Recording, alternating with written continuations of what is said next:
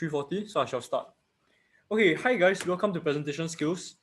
I'm District Staff Officer Grade 5 Tony. I believe you have seen me at least once today. So I'll be running through this module with you on presentation skills. This again is the last one, so hang in there and bear with me, okay? Okay, so for this lecture, very simple. I'll teach you on how to make your presentations effective and engaging. And basically, it's called a content-based presentation, as you can see here. So first of all, let's link this back into MOI, something that you've learned in BNCOC. Okay, well, MOI is something that demonstrates the practical explanation for a particular topic. Let's say food drill, bandaging. It's like a demonstration, right? A content-based presentation refers to presentations that are focused on the delivery of ideas and more fluffy concepts. So let's say like instead of bandaging, I talk to you about like a first aid theory concept. So for example, heat stroke, right? Heat stroke, what causes heat stroke? What are the signs and symptoms of heat stroke? How do you treat heat stroke? Stuff like that. So all these things, I can't really do them in a demonstration like MOI, but I can teach you through a presentation. So without further ado, let's go into the 5 key aspects of what you need for your presentation to be effective and engaging. So the 5 key aspects are speaker, delivery, audience, message, and finally feedback. So actually, I think it'll be good for you guys now to take this, just make a quick note in your notebooks, write these 5 words down: speaker, delivery, audience, message, feedback. And throughout the course of the lecture, you can add on to your notebooks like what each of these words mean. Okay, so let me begin with the first one, speaker. Speaker is you. You as the speaker for the presentation, you need to be comfortable. You need to be confident. So in order to be confident, you need to know what you're saying. You need to believe in what you're saying. So understand the purpose of the presentation. You should also be familiar with your slides, whatever the topic is about, so that you naturally be confident when you're presenting about this topic. Then lastly, you need to constantly rehearse and practice these slides. For example, even this presentation skills slides now, if you tell me to present all this deck of slides to you, and I have only 1 day to prepare, perhaps I'll be like stuttering, I'll be like very lost and confused right now. But because I've done this a few times, so I'm generally more fluent with it. And also because this is the last presentation of the day. Okay, so next on delivery, it is broadly split into 2 parts, verbal and non-verbal. So in your notebook, you can branch it out into verbal and non-verbal. So for verbal, it talks about tone like enunciation, rather good enunciation. So enunciating your words. Sometimes when the words are long and you like mumble to yourself, it's very hard to hear you, and your audience will just lose interest. Next, for your volume, it's good to constantly ask yourself, are you too loud? Are you speaking too fast? How's the variation of your tone? Like, if I always speak monotonously like this, you're bound to fall asleep sooner or later, right? And lastly, no fillers. So fillers is something very natural to all of us. Sometimes when we say stuff, we like to add like okay, then so like all these things, the brain's natural reaction when we have nothing to say, but we have to say something, is to make a noise like and so on and so forth. So it's natural, but remember that these small fillers makes your audience lose interest. So even now you can notice that I'm also using fillers here and there, but as much as possible, delete this from your speech to engage your audience more. So next, for non-verbal communication, it is everything apart from your speech, basically. First of all, your eye contact. So for eye contact, make sure that you're maintaining eye contact with your audience at least 90% of the time.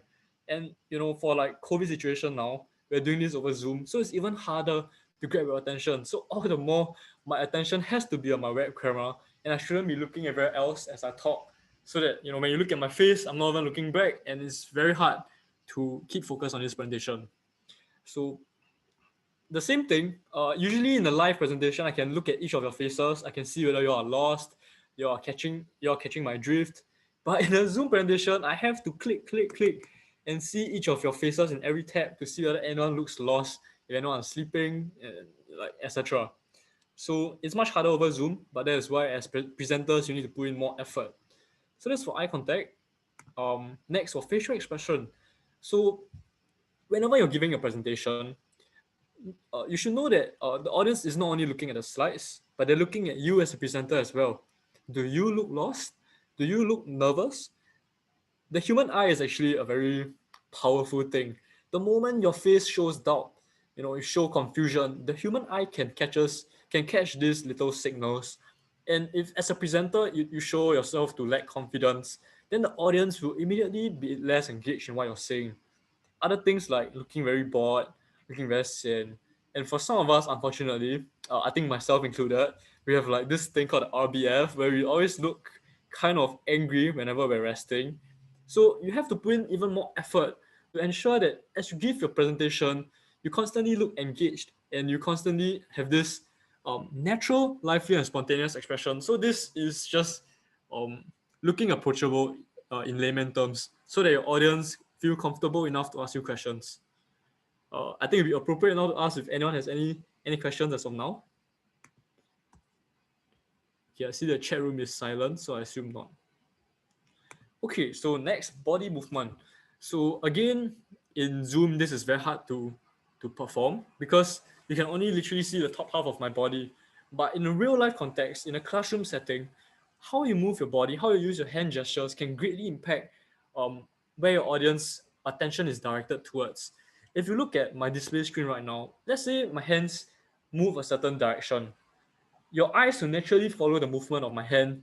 And if that's my slides, and I'm using my hand to gesture to different portions of the slides, it's much easier to frame your mindset towards like the part of the slide that I want you to focus on. And generally moving around, uh, not too much, not too excessive, but appropriately, adds emphasis to the points that you want to emphasize on, and it also keeps your audience engaged. Lastly, body posture. So this is very straightforward, and it's a common mistake where I see cadets whenever they brief people, they like to slouch, and on screen it's hard to tell, but in real life it can be more obvious when you slouch, and it's a very bad impression because remember what I said about looking engaged. When you slouch, you naturally look very disengaged, and you just look like you're gonna sleep soon, or maybe your back is gonna break soon, and it's very hard to notice what you're saying. So adopt a good posture. That refers to standing straight. Your arms should be relaxed and not like shoulders all tensed up. And this will help to make you seem more approachable and open as well. As compared to if I was all tensed up and I look very nervous and the entire posture makes you uncomfortable just looking at me. Right. So just relax your posture and be confident. Okay, so now that I have taught you guys on speaker as well as delivery techniques, so there's three more techniques that I have not taught you guys. But for now, let's practice these two, speaker and delivery. So choose one of the topics out of these three. Number one, why do I like St. John? Number two, what is one, or if you want, more interesting things about me that I want to tell my friends? And lastly, what's my favorite subject and why? So out of these three topics, choose one topic and prepare a sharing for 2 minutes. And I will subsequently bring you guys out into your breakout rooms and you will share with your peers about one of these topics. Okay? So look at your notebooks, see what you have taken down for verbal, non-verbal delivery. Make sure you employ whatever you've just learned, and all the best. Hi everyone, I hope that was a productive session for you guys. And for now, in case you all missed the link, let me just post it in the chat room. Yep, so I posted the link. In case y'all missed the link, y'all can still go onto the link and post your comments about your friend's presentation. And if you had no time to do so, right, you can also go on the link and just look at the common comments that people have for their friends' presentations, because these are all common mistakes that people make, and these are things that we can all learn from, right?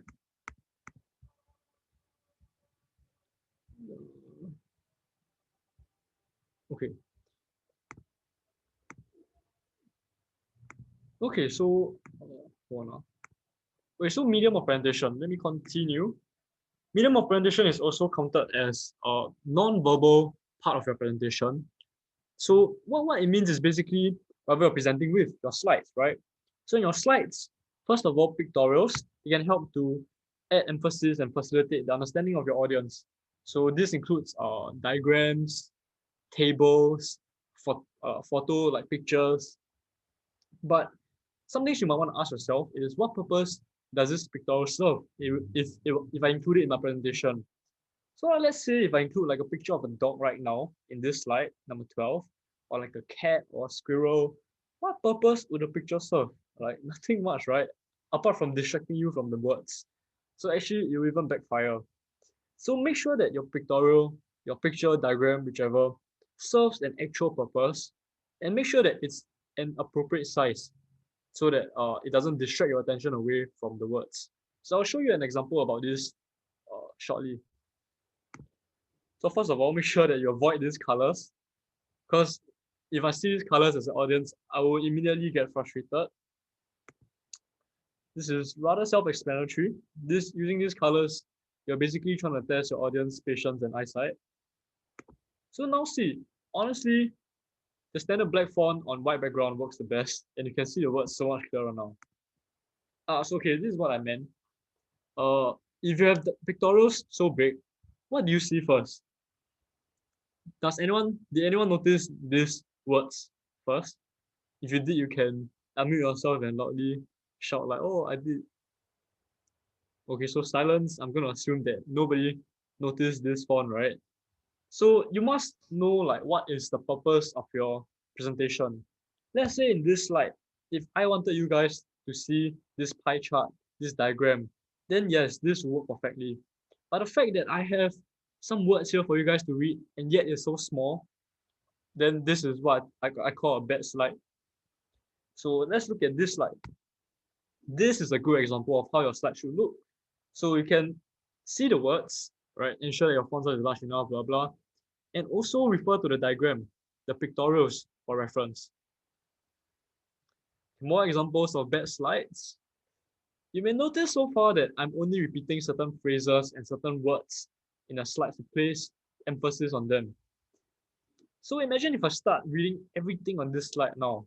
Okay, I often tell people they should not treat their slides as their, okay, I'm just kidding, but the point is, knowing the lecturer is telling you whatever the slide is already basically saying, it's just gonna make you pretty frustrated, right? Think about what you want to tell the audience and think about what you want to show the audience. These two things are different. So the slides and the presentation should add on to one another, and it shouldn't be like a copy and paste. So now we move on to the third aspect, the audience. And the third aspect, we're looking at you, the audience right now. So put simply, look at the size of the audience as well as the learning capacity. So how many people are there here? In ANCOC, I have 83 people registered, and currently here there are 92 participants, is including all my facilities and officers that are helping me today. So let's say I have around 80 people here. Perhaps I should break you guys up into small groups sometimes for better learning for you guys, right? And what's your learning capacity now? You guys are mostly hungry, secondary 2 students waiting for your dinner. And so what do these slides bring to you currently? Why should you care? What must I focus on? These are the questions that has to run through my mind in order to keep you guys engaged and of course to be efficient so you can end this lecture on time. So these are the questions that you might want to ask yourself. You know, if your presentation will spark an interest, how can I better relate to you guys as audience? Fourth, your message. So for your message, it's easy to ramble and go off like whatever topic you're talking about, right? Let's say today I'm talking about plastic pollution. I might end up telling you about how a jellyfish can look like a plastic bag in the ocean. But is that really still talking about plastic pollution? It's like kind of related, but not really the same thing, right? So make sure you research your content thoroughly before you present and have a plan about how deep and how wide of this topic you want to cover in this time period. If I'm given just 2 hours to deliver this lecture, how much What's the variety of topic I can cover? And in each of these topics, how deep can I go? So ultimately, just make sure that whatever you present is aligned to the key focus of the presentation. So the start of this presentation, I told you that the objectives of my slides are to teach you guys on how to be more engaging as a presenter and how to have effective slides. So if I'm saying anything right now that doesn't align to this objective, then I should cut and continue. Okay, so this is another thing about message, which is the structure. Later on, this will be in the quiz, so it'll be good for you guys to take extra notice of this now. So the structure is split broadly into three parts: introduction, body, and conclusion. So in these three parts, it's quite self-explanatory. For introduction, is about what I'm telling you guys today is the objectives of the lecture, the agenda of this lecture, and just the broad overview of whatever we're going to be discussing today. The body is the meat of the content, is the main bulk where I will brief into the main points, the key concepts that I want to bring to you guys, and explain whichever like very fluffy terms that I mentioned earlier on in the introduction. Conclusion. So the conclusion is basically like a summary of the presentation. For this case, my learning summary will help to consolidate whatever I've taught you so far through the body of my presentation and make sure that everyone understands what's being taught. So, but does anyone need more time in these slides? Being a democratic leader, I noticed that some of you needed more time earlier on in the team building lecture. So I shall stay on this slide for a while more for you all to copy down the information. But as per the other slides, you should know by now that these slides will be uploaded onto the Google Classroom. But of course, if it serves you better to copy it down now, then please feel free to do so. I will be jumping to the next slide in 10 seconds.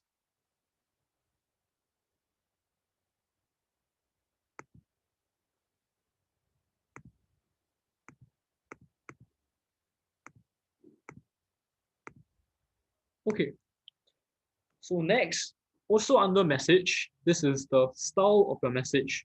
So what kind of message and setting is your presentation supposed to be? For example, right now, this is an official St. John lesson, right? Where I teach you on presentation skills. It's not a chit-chat session where I tell you over coffee about some things I've discovered in life. This again links to other aspects we've learned. So how does a speaker and the audience dress? See, speaker and audience are two other concepts, two other aspects, right? But how formal your message is also affects these two aspects. In a formal setting, perhaps we must be dressed, in St. John attire, then you in your school uniform. In an informal setting, perhaps I'll be here in a t-shirt. So how's the delivery like? In an informal coffee shop setting, maybe I'll be using slang, like in Singapore context, the la, law, and all the Singlish that you hear from day to day. But because this is an official presentation, so I'm trying to use standardized British English as I present. Okay, so I hope that's clear. For now, I'm going to give you guys a quick 5 minutes break, and I'll see you guys back at 16:28. So make sure you're back at 16:28 because I'll continue without you if you're not.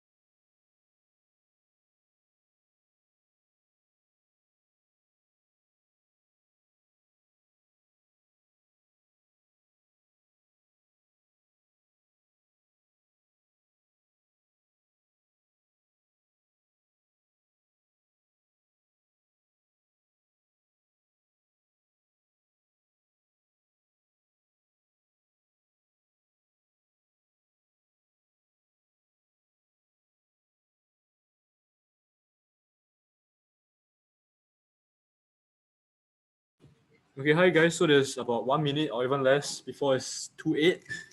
So as I said, at 2:08 sharp, I'm going to begin my presentation. So if your friends are not here, get them to be here. And if you're here already, then on your cameras so I know that you're here. My sole purpose today, for both myself and more so for you guys, is to teach you the knowledge you need as well as end on time so that you can have your dinners on time. Yes.